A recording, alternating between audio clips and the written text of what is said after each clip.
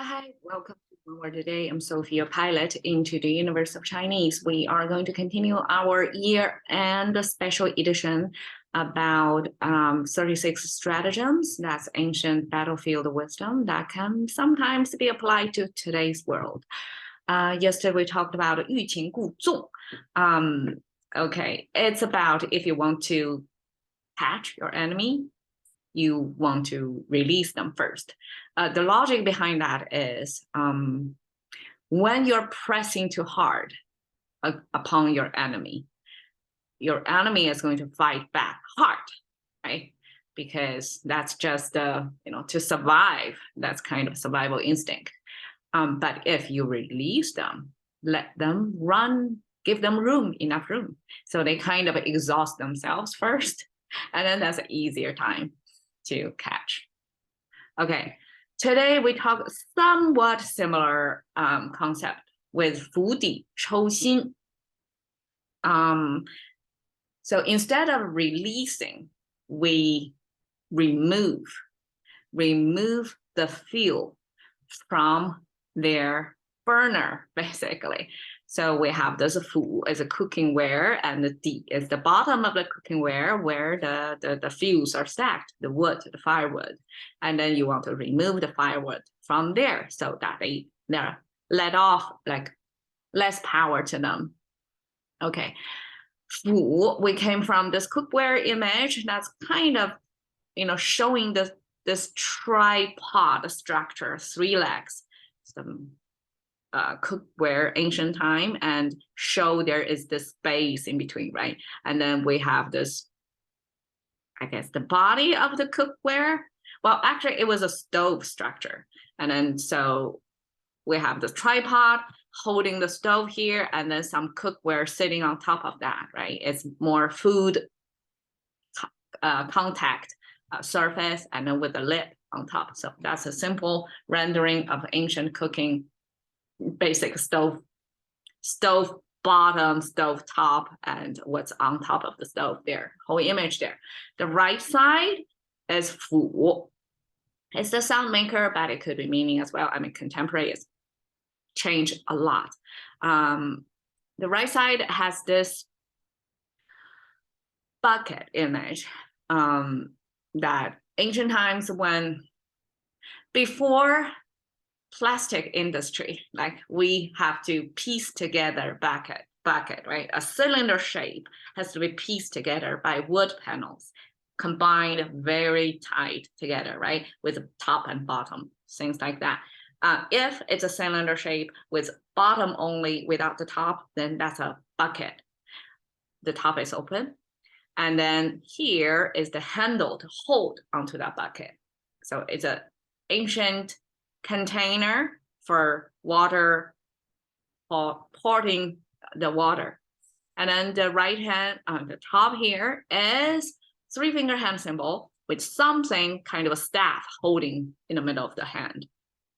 So this staff holding in hand was used as a symbol for this. I mean, it changed a lot, right? It doesn't look like that at all. Probably this is the top portion, but there was an abstraction process. But the image of holding something kind of like a ruler in hand is the disciplining function of father. So fatherhood, or the most important function for a father, being a father, is to discipline their children, tell them what you cannot do. Okay, so the disciplinary father is the symbol over here. So we have a father, and then we have a water bucket. Water bucket, eventually, even if it is a water container, because it's so useful, it becomes the concept of use. So something useful, something fatherly useful. The whole right side simply means, I guess, a useful male figure over there. We call the fu. Sometimes that's a kind of a complimentary address to a male fatherly figure. Okay, and then that paired with cooking pot, the whole thing. This I did a little bit of imagination. So in ancient times, cooking could be done by man, especially when the fire control was not that easy. It still like involves with firewood, right? Involves with some hard labor, then easily can be handled by women. So even if today's world, role-wise, domestic role, mostly women tend to the stove because it's so easy to manage, right? But probably back then cooking was a heavy labor thing, and this useful fatherly figure were the people who tend to the cooking process back then. That's my theory. I don't know yet, but cooking with this father figure together is this ancient cooking process. And then we have the bottom. Bottom have this domestic half enclosed domestic space. And then, well, here again, a little bit of a stretch of imagination. Why does means bottom? It came from this character without a horizontal line. Without that, that's our shi. So in Chinese, we have xin and shi. Xin is a family name. So your family name holder in Chinese tradition passed on to male members of the family. So male members hold their family name. Female members hold the family name as well. But once they got married, they are going to have their xin, which is their husband's family name, plus their original family name. And that original family name is shi. So it's this figure without the bottom line. So eventually, this is some kind of a guesswork on my part.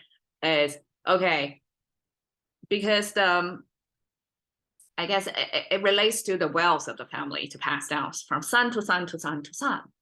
Daughter was raised, but eventually daughter joined another family, and daughter is not the so the bloodline holder or the wealth of the family holder.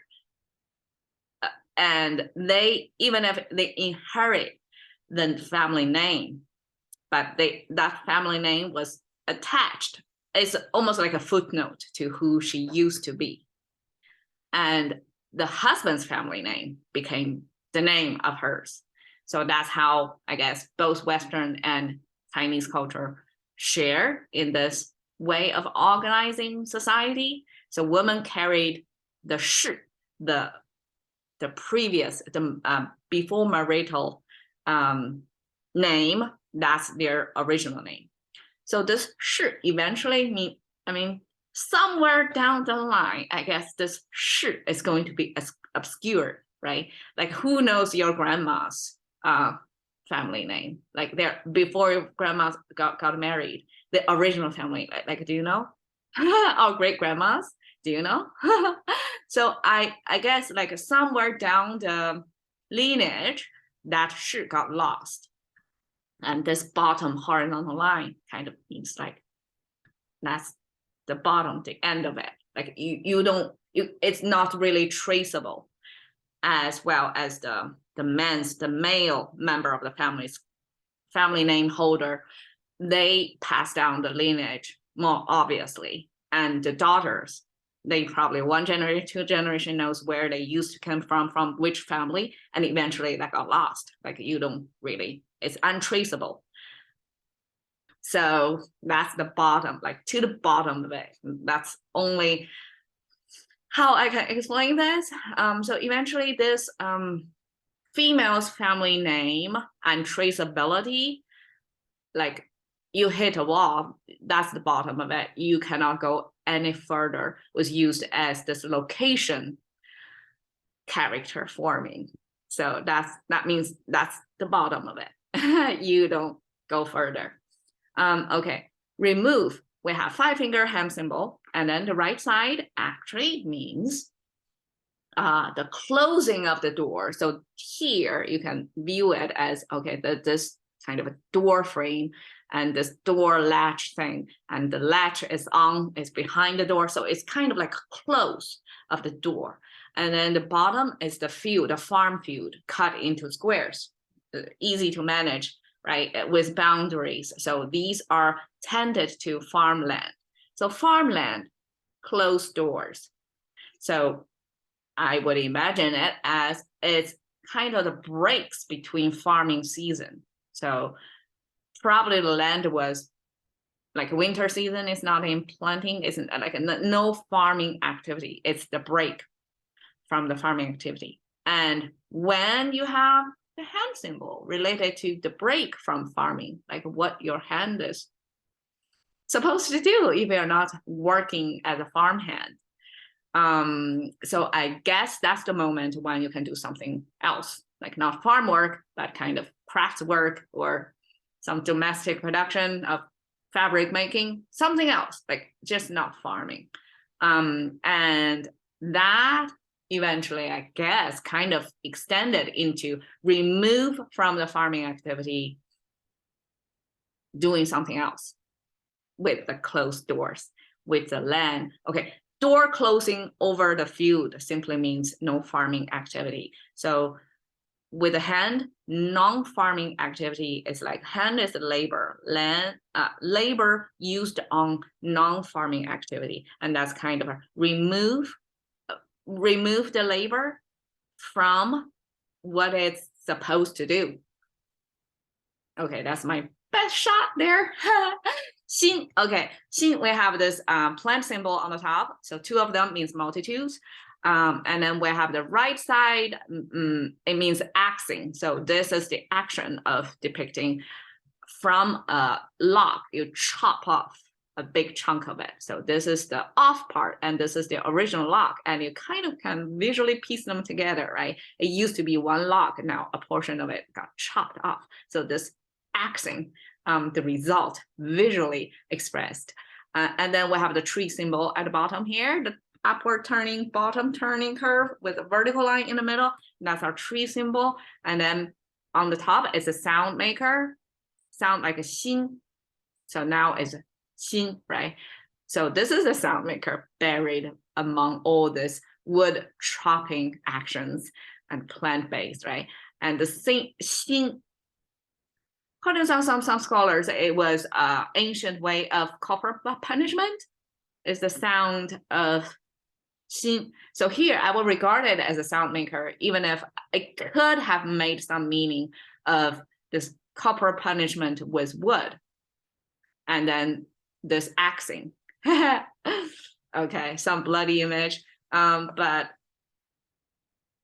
paired together, we have a wood. We have chopping off the wood. We have the plant symbol, and it sounds like a xin. Everything pointing to firewood. Okay, so those are the big logs of wood cut up for building big fires. So that's a kind of wood. And we can imagine, okay, if this is a man have to watch over, imagine contemporary grilling activity. So grilling is kind of a semi-open fire, cooking, and it's kind of like a backyard. I have to cook outdoors. And most of the time, as men tend to the grill, right? So I guess the ancient version of that is this, even if I translate as a pot, it's probably a much more impressive cookware. Imagine a grill, probably. And below is this big firewood underneath it. So the whole point here is, well, something is in the cooking. So cooking is energy, right? It's heat, steam, right? All that. While something is doing the cooking, you're going to remove, I guess, the farmhand when non-farming activity, remove those farm labors. So that's kind of a remove the firewood from underneath this big giant rail or pot from the bottom. Okay, so simply means defuel something, not to, I mean, in a battlefield situation, again, just like last time we talked about li and shi. So shi is the energy, li is the structure. You try to remove the energy from the structure. So even if you have as many head count, if they are removed of their fuel, removed of their energy, they got weakened, even if structurally the enemy is still that big size. But the striking power from the enemy is much weakened because the energy is somehow removed. So in the context here, most likely that removal of energy versus the 欲擒故纵, right? That one is kind of let your enemy run it out and exhaust themselves. Like they consume energy, deplete their energy on their own. This is you intentionally remove their energy. And this energy removal most likely to apply to the logistics of military, right? So in a wartime, make sure your enemy are well fed, well equipped, so that they can do their job. So this抽薪, this remove of the firewood could be any of that. The supply chain to the enemy got cut off.